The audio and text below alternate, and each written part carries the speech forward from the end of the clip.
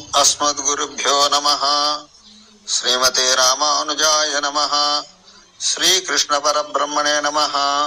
ओम श्री गोदारंगनाथाभ्यां नमः। जय श्रीमन्नारायण, जय శ్రీకృష్ణ.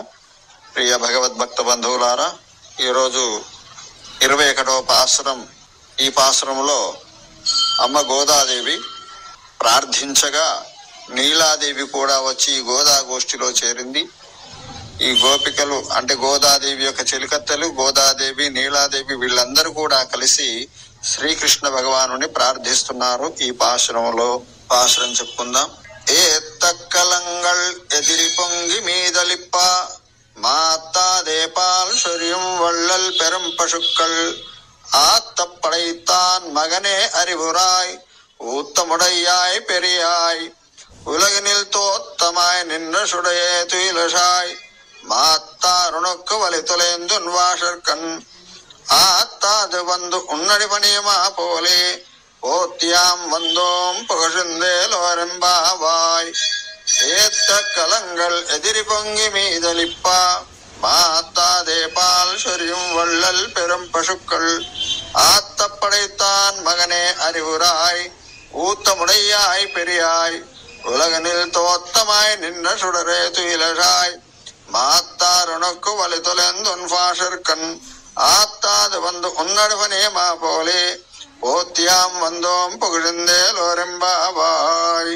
ఈ పాసురంలో శ్రీకృష్ణ భగవాన్ని ప్రార్థిస్తున్నారు. ఓ నందగోపుని కుమారుడా అని సంబోధిస్తున్నారు. నందగోపుడు అంటే ఆచార్యుడు అని చెప్పుకున్నాం. ఆ ఆచార్యుడు అధీనంలో మంత్రం ఉంటుంది. ఆ మంత్రం యశోదాదేవి. ఆ మంత్రానికి అధీనుడై పరమాత్మ ఉంటాడు. కాబట్టి ఆచార్యుని ఓ ఆచార్యుని సంబంధంతో చెప్పి ఓ నందగోపుని కుమారుడా అని చెప్పి పిలుస్తున్నారు. మరి ఎలాంటి వాడట నందగోపుడు అంటే ఏత్త కలంగిల్ ఎదిరి పొంగి మీదలిప్ప. ఆ ఆవుల పాడి సమృద్ధి ఎలా ఉంది అంటే ఆవుల యొక్క పొదుగు దగ్గర కుండలు పెట్టగానే నిండి పొర్లిపోతూ ఉంటాయట. అలాంటి పాడి సంపద కలిగినటువంటి అనేక ఆవుల మందలు కలిగినటువంటి ఐశ్వర్యవంతుడైనటువంటి ఆ నందగోపుని కుమారుడా లేచి రావయ్యా. ఆ ఆవులు బలమైనవే కాకుండా ఉదారంగా పాలను స్రవించేటువంటి గొప్ప గుణం కలిగినవి.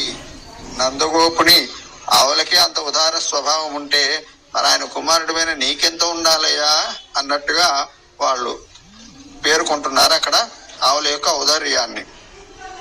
తర్వాత ఇంత మాత్రమే అని చెప్పుటకు వీలు గాని అపరిచ్ఛేద్యుడనేటువంటి ఆయన మా కొరకై ఒకసారి రావయ్యా. పరమాత్మ యొక్క రూపం గాని గుణం గాని వైభవం గాని ఇంత అని చెప్పడానికి ఎవరికి వీలు కాదట. అలా యథోవాస నివర్తంతే అప్రాప్య మనసా సహా అని భగవంతుడి యొక్క వైభవాన్ని తెలియజేయడానికి వీలు కాక వేదమే వెనక్కి తిరిగి వెళ్ళిపోయిందట. అలాంటి అద్భుతమైనటువంటి వైభవం కలిగిన వాడు పరమానంద స్వరూపుడు ఆ స్వామి. మరి ఇవన్నీ ఎవరు చెప్తున్నారు? దీనికి ప్రమాణం అంటే వేదమే ప్రమాణం. అలాంటి వేదము ప్రమాణముగా తెలిపినటువంటి వైభవ గుణములు కలిగిన వాడా మేలుకనవయ్యా. ఓ తేజో విశిష్టుడా నిద్రలేవయ్యా. ఇంత గొప్పవాడి వయ్యండు కూడా మమ్మల్ని రక్షించడానికి ఒక గొల్ల రూపు వంశంలో అవతరించినటువంటి ఓ గొప్ప స్వామి మా కోసం రా తేజో విశిష్టుడా అని పలుకుతున్నారు. అలాగే శత్రువులు, ఎవరి శత్రువులు అంటే భగవంతుడికి శత్రువులు ఉండరు, భక్తుల శత్రువులే ఆయన శత్రువులట. అలాంటి శత్రువులను నిర్వీర్యులను చేసి నీ వాకిట నిలబడేలాగా చేసేటువంటి పరాక్రమం కలిగిన వాడా. వాళ్ళు వచ్చి నీ పాదసేవకు ఉద్యమించినట్లే శత్రువులను పరాజితులను చేస్తే వాళ్ళు వచ్చి స్వామి యొక్క పాదాల దగ్గర ఆయన సేవ కోసం వేచి ఉంటారట. అలాంటి పరాక్రమం కలిగిన వాడా, నిన్ను విడవలేక వచ్చి నీ పాదాలను కీర్తిస్తున్నామయ్యా. నీ మాటలను నీ యొక్క నామాలను పలుకుతున్నాము. మేమును నీ గుణకీర్తనములను ఓడిపోయి స్త్రీత్వాహంకారం వదిలి నిన్ను కీర్తింపడానికి మంగళమాలపింపు వచ్చి ఉంటమయ్యా అంటున్నారు. అంటే స్త్రీలు సహజంగా కొద్దిగా ఆ స్వరూప లావణ్యాది అహంకారం కలిగి ఉంటారట.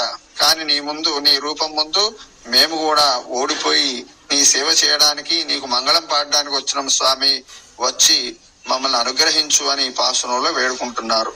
ఓం అస్మద్గురుభ్యో నమః. శ్రీమతే రామానుజాయ నమః. శ్రీకృష్ణ పరబ్రహ్మణే నమః. ఓం శ్రీ గోదారంగనాథాభ్యాం నమః. జై శ్రీమన్నారాయణ. జై శ్రీకృష్ణ. జై జై శ్రీకృష్ణ.